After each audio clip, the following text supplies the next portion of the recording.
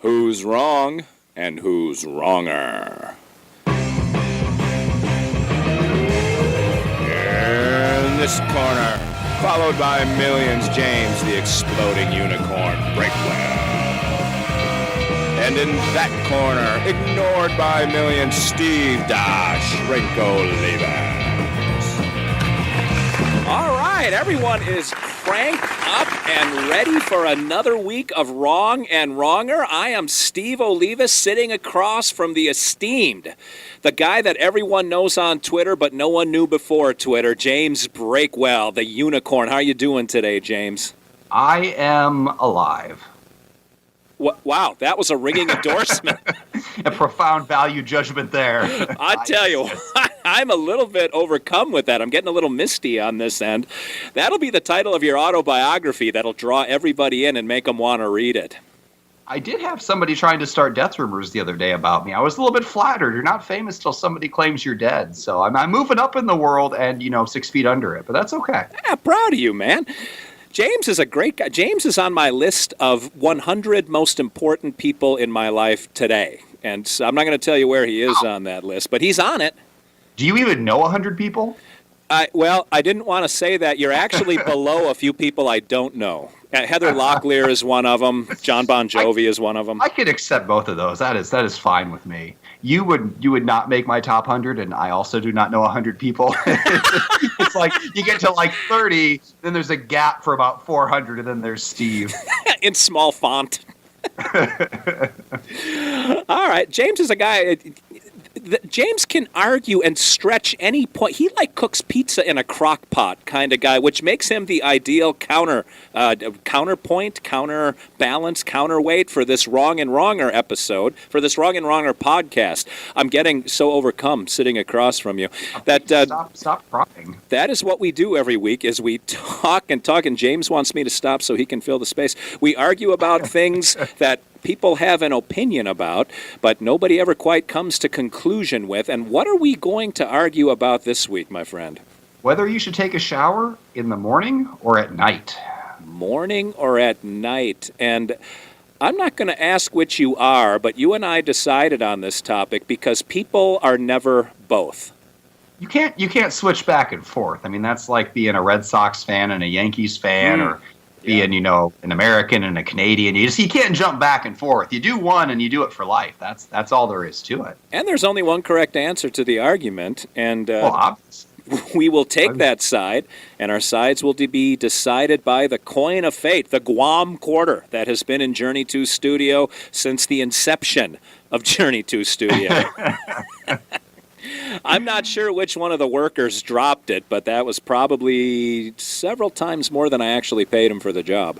Actually, all of our income on the podcast so far. we are Breakwell. Well, we're probably way in the red, but we made 25 cents, and that's going in the profit column. That's someday we'll hang this on the wall and say that was the first quarter we made. Yeah, we made. Yeah, I agree. Found, whatever. Let's not get into semantics. Flip the quarter. Let's say heads is morning shower, tails is night shower for me. All right. Now, last time you and I had a debate about shower, it left you angry. Well, all of our debates leave me angry, but only because you never admit I'm right.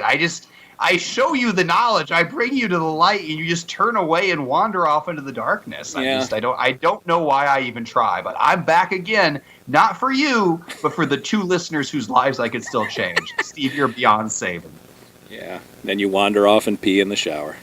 All right. Never. Heads, I can't remember now. Heads is going to be morning? Heads is morning, tails is night. All right, here we go. The Guam quarter of fate.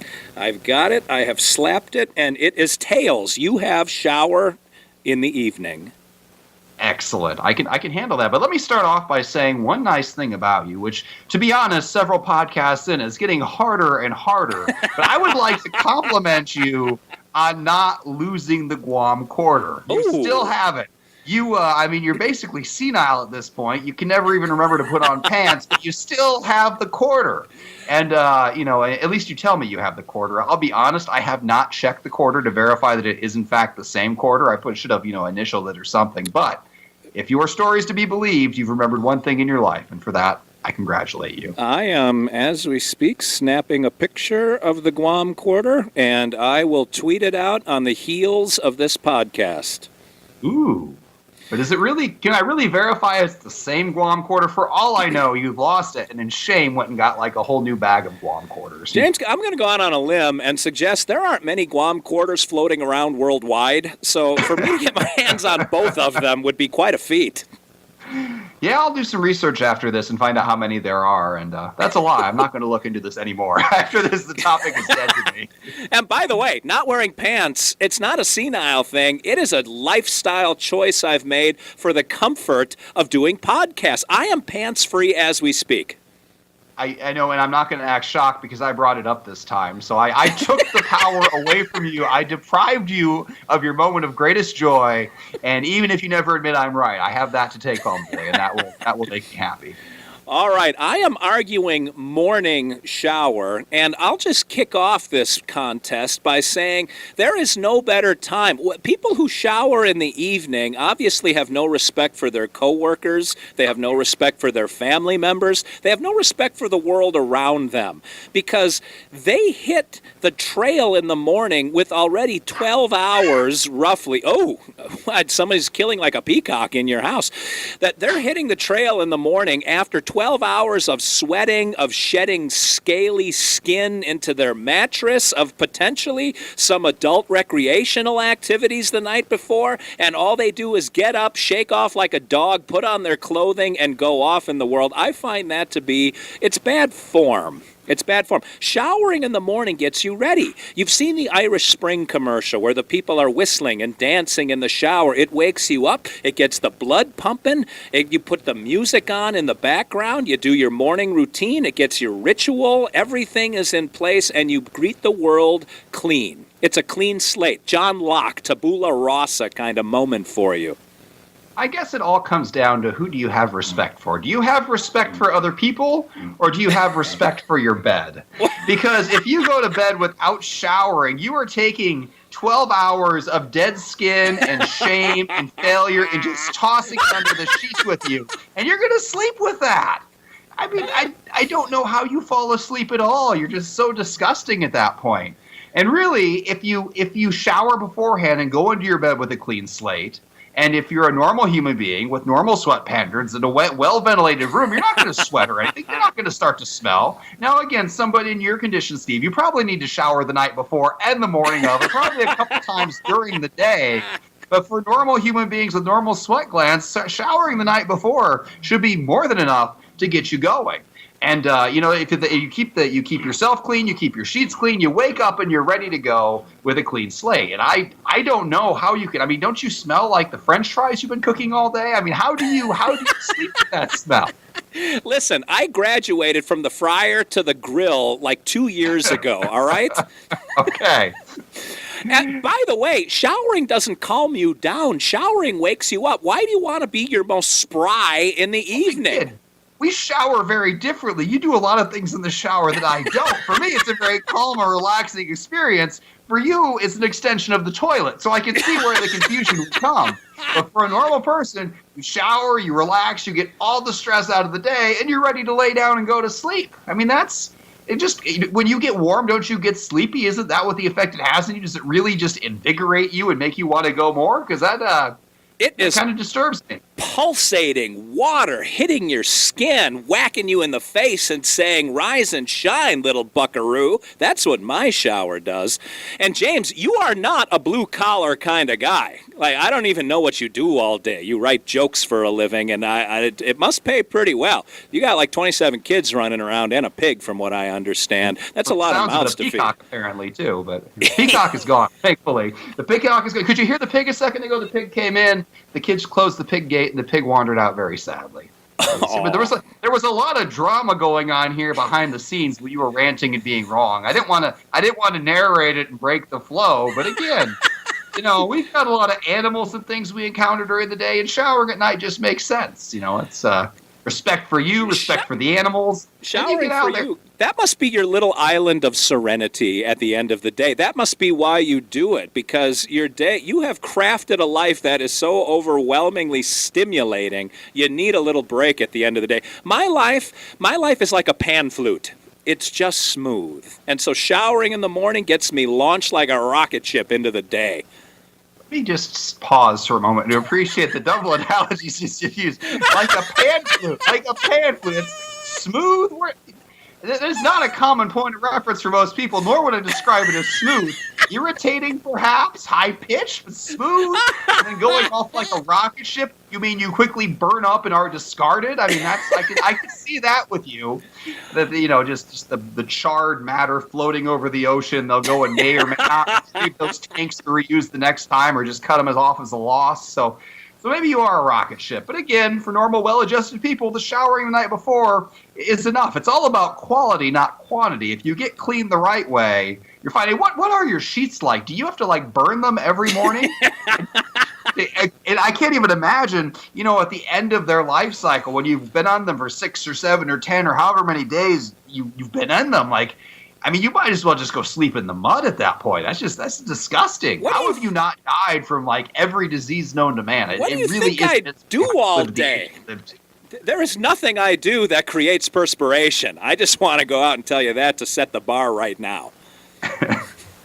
Yeah, I would believe that. But even though you don't do anything worthy of perspiration, I can clearly see you just sitting still and sweating. I think eating would make you sweat. And it's not just sweat that causes the smell. It's everything else. It's your hair, it's your existence, it's the things you're around. You're like a sponge. You take in all the smells around you.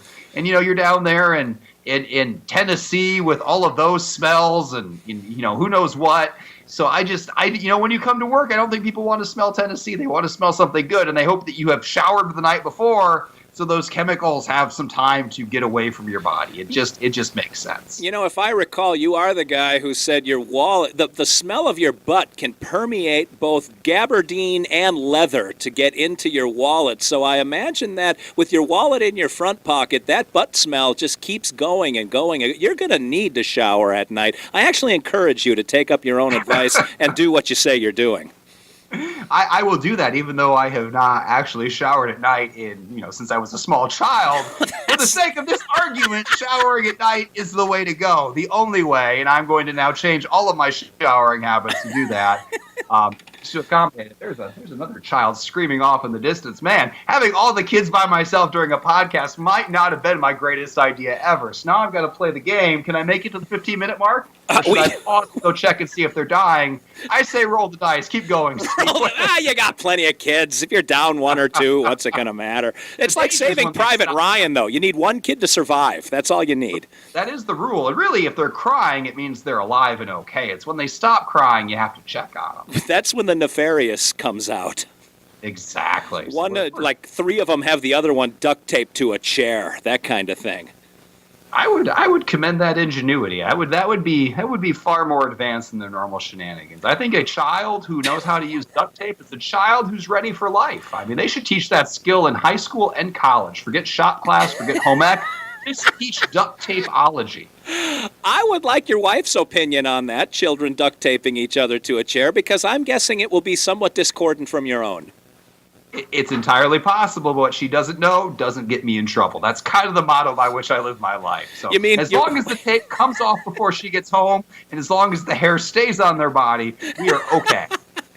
I'm guessing your wife doesn't listen to the podcast, that you are sort of free and clear. Nobody listens to the podcast, Steve. Let's be real here. You could admit to a murder on this podcast, and no one would ever know. Well, we are almost out of time, and so the podcast confessional that we are setting up is going to have to be tabled until next week. And I don't know if we would even be compelled to testify against the other, because it wouldn't be submitted into evidence because no one knows this podcast exists in the first place. Also, we both completely destroyed our credibility, so no one will believe anything we say. Well, we got to go. We are about to hit the 14-minute mark here. And have we come to some kind of conclusion about showering? Well, I don't even know if we talked about the topic much today. Yeah, you know what? I think we agreed that simply because I was arguing for nighttime showering, that is the correct way to go. And we are both now going to shower at night separately. And there's not going to be any confusion there. We're going to shower at our own separate locations, but we will be showering at night. People taking copious notes right now. Yes. All right. Well, thank you for listening. Until next week. Well, actually, if you have an opinion on showering, and I can't imagine after this podcast you would, but you can give it to James or I, or just join in the debate. Follow us on Twitter. James is the Exploding Unicorn, not to be confused with the Exploding Possum, who followed me recently, and I can thank you for that one. Got the screaming in the background. It's getting closer. Hurry up and wrap it up. It is truly blood-curdling. It's entertaining for me, whose kids have grown out of that phase, so I'm going to have you hover in this as long as possible. All right, I'm going to go take care of this. You close us out. All right, I'll see you next week, James. So James is at Exploding Unicorn with an X. I am at Steve Olivas. Steve is with a V, Olivas. Follow us on Twitter and join in. You can be retweeted on at least my Twitter feed. I don't know if James does that anymore. He's way too popular. James also on Facebook. Follow him. He is the Exploding Unicorn, the way they teach you in grammar school. Until next week, this is Steve. I'm going to talk for James, who had to go and put out several fires and probably chase down a pig. I wish I was making that up. Until next week, I'm saying thanks for listening, everybody, and tune in some more. Tell a friend and get them hooked on Wrong and Wronger. Have a good week, everybody.